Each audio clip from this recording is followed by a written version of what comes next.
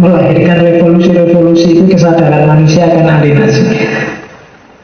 Marx diinspirasi oleh Feuerbach, filosof eksistensialis. Saya enggak, kemarin mungkin kita belum sempat ngomong Feuerbach. Feuerbach eksistensialis awal yang ateis. Ini nanti dilanjutin oleh Marx. Tesisnya Feuerbach, untung ya ngajinya di sini, kalau di masjid agak sungkan ngomongnya. Katanya Feuerbach, kita kan yakin bahwa Tuhan yang menciptakan kita. Katanya Feuerbach, kebalik, kita yang menciptakan Tuhan itu, bukan Tuhan yang menciptakan kita. Ya kan? Loh, judulnya di mana kita lihat katanya Feuerbach. Yang jelas agama itu proyeksi aja. Proyeksi itu ngerti proyektor ya. Jadi proyeksi itu hanya tampilan, aslinya ada di sini. Itu cuma gambarnya, bayangannya. Jadi Tuhan katanya Feuerbach, malaikat, surga, neraka, itu kan rekaan kita sendiri, katanya Feuerbach. Menjelaskannya agak, kamu tak giat, tak jelaskan nanti jangan-jangan kamu jadi kacau pikirannya nanti. Wes gampang-gampangan gini deh. Isi kepalamu masing-masing kan punya gambar sendiri-sendiri tentang Tuhan, tentang surga, tentang neraka. Itu kan proyeksimu masing-masing, ya kan? Kalau kamu tak tanya Tuhan itu gambarannya kayak gimana sih, ngomongnya kamu susah, tapi di kepalamu ada gambarnya mesti. Meskipun sekarang gambarnya kamu nggak berani, ada sosoknya itu nggak berani, rumah-rumah ini nggak kayak orang. Kalau dulu kamu kecil mesti tegas gambarnya. Tuhan itu ada di atas sana, tinggi, besar, lihat ke bawah, pokoknya kalau ada angin kan seolah-olah jenggotnya panjang terus rambutnya putih, mungkin gitulah dulu waktu kecil. Tapi sekarang kamu sudah pintar, nggak berani gambar Tuhan macam-macam, tapi kan sosoknya ada. Pokoknya Pak, dia maha penyayang, maha pemurah, maha pokoknya segala maha lah Pak. Nah itulah karanganmu sendiri berarti, katanya Feuerbach. Proyeksimu sendiri, Tuhannya sendiri kayak gimana? Kamu sendiri kan yang mewajibkan. Pokoknya kalau Tuhan itu ya maha penyayang Pak, kalau Tuhan itu ya maha pemurah Pak. Itu tak bikinanmu sendiri, lahir dari proyeksi pikiranmu sendiri. Itu kan ada Nabi yang membawa pesan dari Tuhan. Ya kalau menurut Bapak ya nggak tahu saya pesan dari Tuhan benar apa enggak. Buktinya itu sebenarnya sangat nyambung aja dengan lokalnya.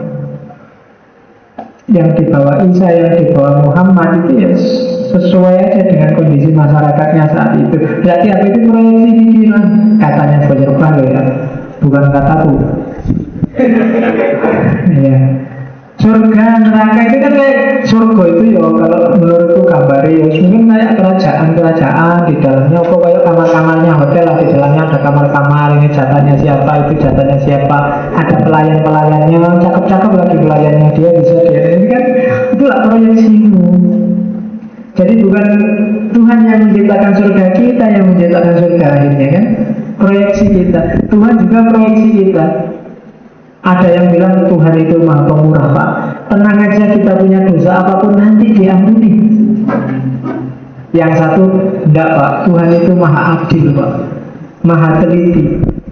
Begitu kita salah sekecil apapun itu akan ada siksaannya. Jadi kan beda. Sosok Tuhan di kepalaku sangat pemurah, yang di kepalamu sangat ngamuan. Ya sekali-sekali mungkin kalau ada yang mau penelitian kilo-kilo Allah dalam konsepnya FPI itu seperti apa dibandingkan dengan Allah dalam konsepnya santri-santri ngaji filsafat. Oh itu nanti mungkin sosoknya jadi beda, mesti kontras.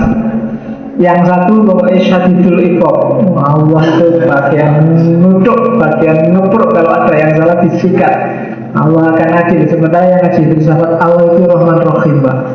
Telat-telat sedih sholat ya rapopo, Allah nggak butuh sholat kita. Alhamdulillah itu sekarang berarti proyeksi kita. Bahkan katanya Feuerbach, manusia kok amat dengan proyeksinya sendiri. Dan proyeksi itu dianggap ada beneran. Kamu begitu membanggakan konsepnya tentang surga, tentang neraka, tentang Tuhan, seolah-olah itu ya kayak gitu itu Tuhan beneran, ya kayak gitu itu. Itu lah gambarmu sendiri sih tadi. Kamu delak-delakan sendiri sekarang. Karena kamu gambarkan Tuhan maha segalanya, maha kuasa, maha perkasa. Akhirnya wah berarti aku kalah dong sama Tuhan. Terus wah aku harus nyembah Tuhan. Itulah awalnya karanganmu sendiri, sekarang kamu sembah-sembah sendiri. Itu katanya Feuerbach ya.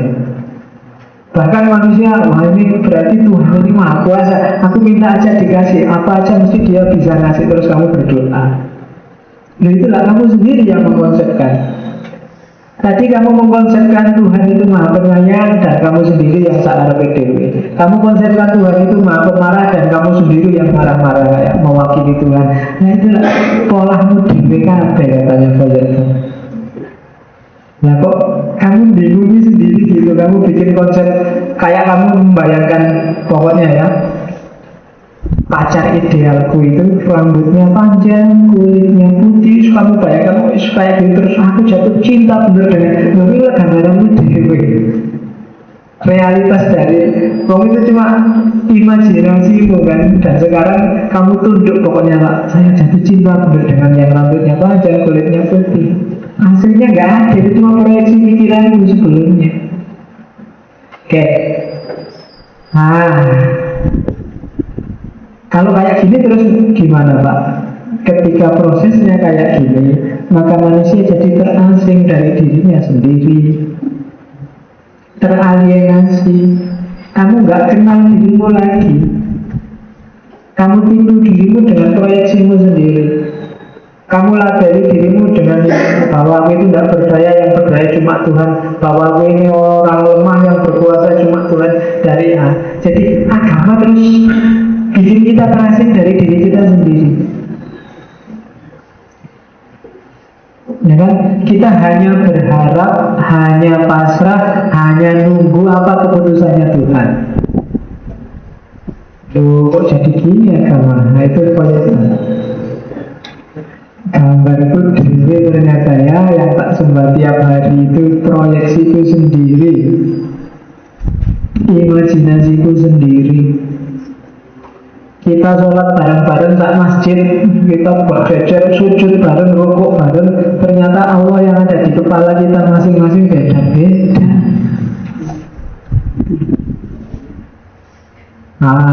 Ini gawat ini kalau nanti kedengaran di luar. Cuma itu yang dibilang oleh Feuerbach, filosof eksistensialis. Ya kapan-kapan kalau ada waktu kita rapat tilas, kalau sudah bosan dengan tema-tema, sekali-sekali kita tambahi filosofi-filosofi tertentu yang belum itu senggol. Modern banyak sebenarnya, cuma ya tak ambil yang pilar-pilarnya aja. Oke, nah keterasingan manusia dari dirinya ini yang diambil oleh Marx. Cuma Marx tidak kayak Feuerbach. Jadi katanya Marx, poin permasalahannya bukan di situ, bukan agama.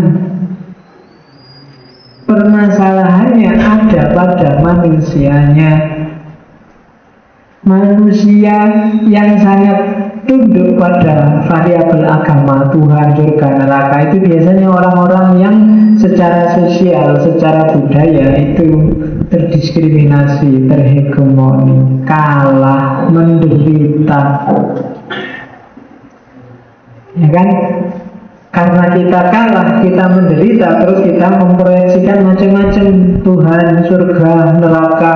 Tenang aja, kita sengsara di dunia nggak apa-apa, besok kita masuk surga. Kita ambil sendiri surganya, yang lain murtad kabeh. Kenapa? Karena terdiskriminasi di dunia, maka dia proyeksi macam-macam. Gusti Allah ora sare, Tuhan nggak tidur. Itu jadi titik permasalahannya bukan agamanya, tapi manusianya yang sengsara. Apa sih yang bikin manusia sengsara itu? Struktur sosial. masyarakat, sistem sosial. Yang sistem sosial tadi dasarnya adalah ekonomi. Jadi yang dikritik jangan agama, kurang dalam. Lebih dalam lagi apa masyarakat. Masyarakat maksudnya apa? Dunia sosial. Yang dunia sosial itu apa? Ekonomi ujungnya. Oh, itu pikirannya mak. Jadi bulat sejak awal kita membayangkan surga, neraka, kita ngaji, kita mondok, kita ujungnya ternyata ekonomi. Kenapa kita percaya Tuhan ya? Karena kita lemah, Pak. Kita tidak berdaya. Tuhan yang menguasai segalanya. Manusianya merasa lemah, tidak mau aktif, tidak bisa berjuang, tidak bisa tangguh menghadapi hidup, terus memproyeksikan hal-hal lain untuk dalih bagi kelemahannya sendiri. Kenapa dia bisa lemah? Kondisi sosial yang bikin dia lemah. Dan kondisi sosial itu akarnya ada di ekonomi. Ternyata sangkan-barannya kayak gitu. Maka ayo kita analisis sistem sosial yang bikin manusia terdepresi, bikin manusia terdiskriminasi. Itu yang ada di pikirannya Mak. Jadi nggak usah dibahas agamanya. Agama itu cuma sampingan, nggak penting. Dia hanya narkobanya orang yang kalah. Dia hanya opiumnya orang yang tertindas. Biar nggak ngomong. Maka dikasih agama. Mereka memproyeksikan Tuhan, neraka, surga, dan lain sejenisnya. Itu bagi Mak. Jadi ayo dianalisis sosialnya deh, masyarakatnya.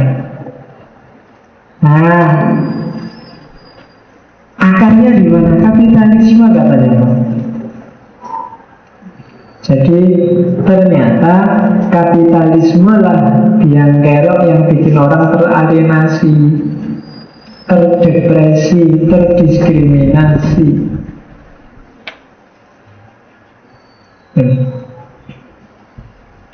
Agama ternyata dipakai oleh orang-orang yang teralienasi dari dirinya ini, yang secara sosial kalah.